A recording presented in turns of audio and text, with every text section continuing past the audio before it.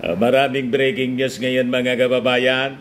Una yung pasabog ni Inday na sabi sinubukan daw siyang ipagurgor pero hindi sila nagtagumpay. Kaya lang ba wala bang maniwala? May video pala siya noon mga kababayan. Ngayon naman po, may statement siya na yung tatay niya at saka yung dalawang kapatid niya mga kababayan, si Pulong, si Baste, lahat tatakbo sa pagka-senador.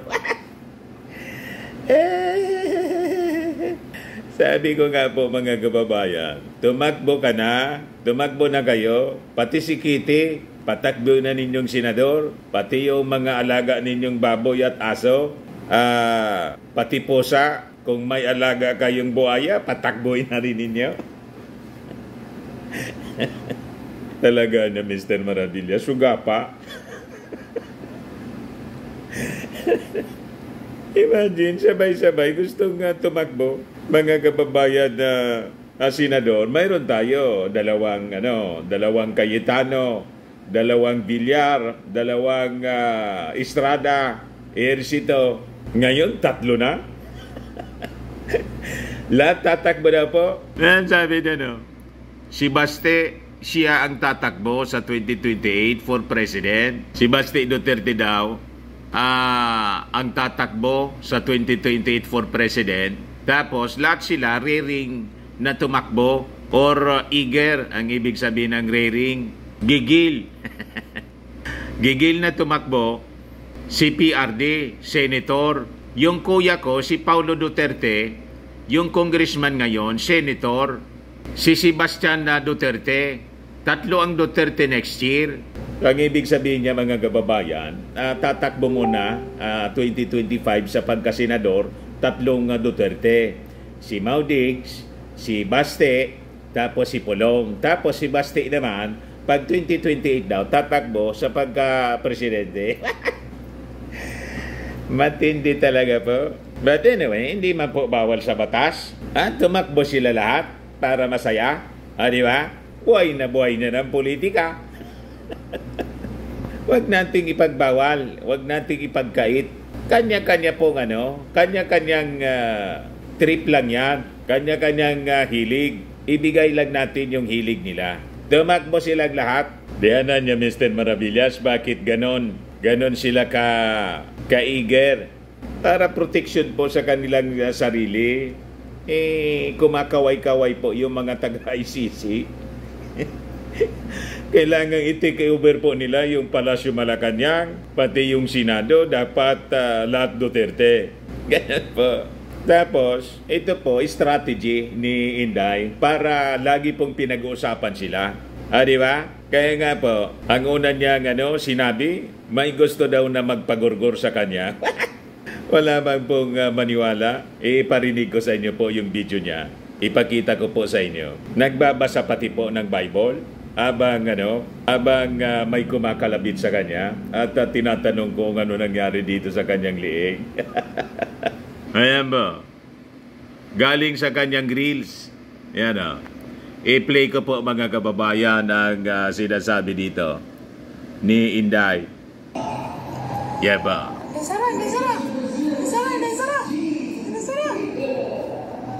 Unsa lang sa imong liog? Sinubukan nila akong igurgur pero hindi sila nagtagumpay. Palitin natin. May kumakalapit po. Unsa lang sa imong liog? Ano niya nangyari sa imong liog? Sinubukan nila akong igurgur pero hindi sila nagtagumpay. Close na propaganda po, mga kababayan, para mag-create ng controversy. Publicity stunt po. Kasi kung totoong, bakit pa igugurgur siya? Kung talagang i-assassinate siya po, sniper. Kasi kung i-atake siya po ng malapitan, mabubuhay pa kaya yung attacker sa kanya? Ang dami-dami niyang security personnel na nakaasan sa kanya, hindi makakalabas ng buhay. At kung may nag-attempt sa kanya magurgor, di malamang namukhaan niya. Di ba? Sabi nang nag-react dito, si Sen Amistad. Tingin nyo, buhay pa kaya yung naggorgor sa kanya? Hindi sana, content na ng SMNI. SMNI yan. Kayo naglulukuan eh. Hindi maniwala yung mga nakapanood sa kanya, sa reels niya po. Sabi ni Henry Cabili, bakit hindi na lang kayo magkasundo, taong bayan ang dihado sa pinagagawa ninyo? Tapos, tatlo pang Duterte, yung gustong tumakbo, mga kababayan, lahat na sila. Si Basti daw, presidente sa 2028, tapos magsisenador muna next year. Pati si Pulong at yung tatay niya. Yes, sabi ng mga nag-react, sabi ni Carla, kaya sarap bumatsi ng Pinas kasi alam mong long shot sa quality ng voters ngayon, konting magic lang. Alam natin na posible manalo tong mga buhaya. Sabi ng isa pa, si Katin Frani, they will place Digong as Senate President. They will kick out BBM. Sara Dots will become President. Sabi ni Josie, ganon kakaya, proud pa sila. Dynasty 2 to the highest level. Ayan po.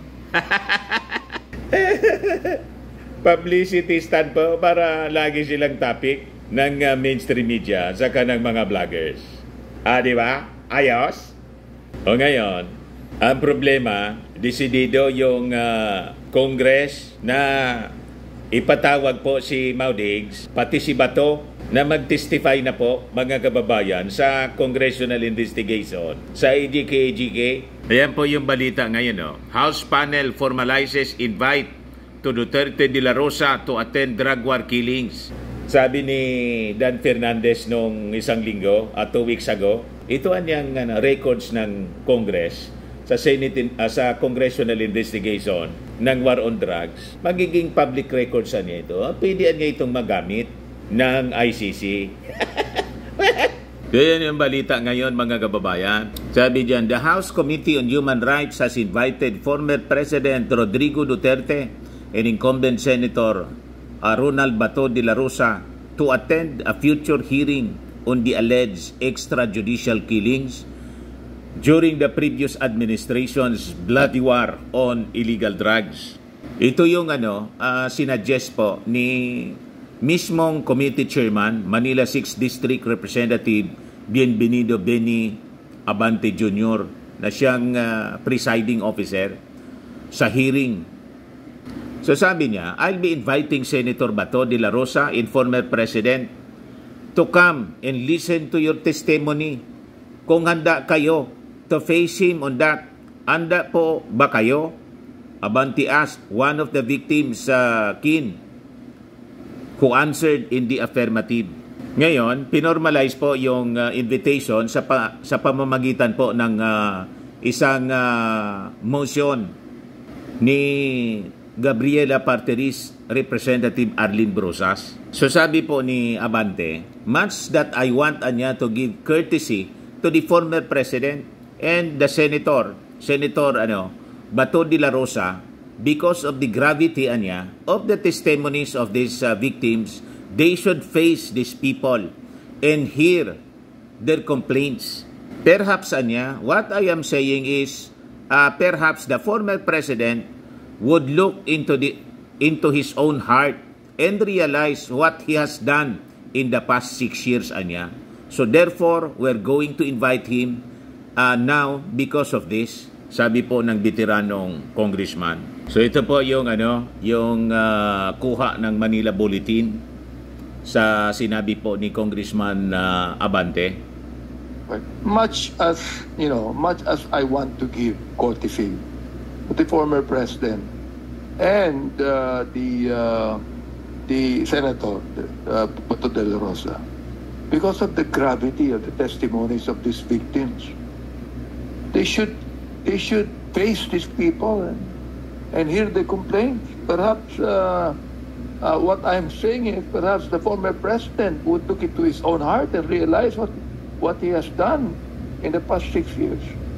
So therefore, we're going to invite him now because of this. Ayan po mga kababayan. Ayan man lang po ang ating short video ngayon. Ako po si Dante Maravillas. Bye-bye. God bless.